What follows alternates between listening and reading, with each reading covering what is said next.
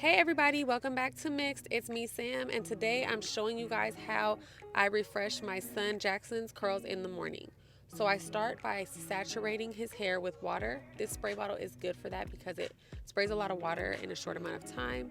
And then you see the water beating up on his hair. His hair doesn't like to absorb water, so I massage it in to kind of get the hairs really soaked. And then I'm gonna add some of the Mousse Def styling foam, which is by The Do, and I love this product. I love this product in his hair especially.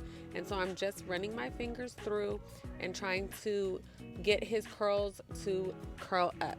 I'm not looking for the most definition, just some curls, and I'm separating them a little bit, and that's really going to be it. It does not take more than 45 seconds to do this first thing in the morning, and his hair looks great. He thinks he's cool and he's ready to go to school and be confident. Thank you for watching. Tell me what you guys do in the morning for your boys. Don't forget to like, comment, and subscribe, and we'll see you again soon. Bye-bye.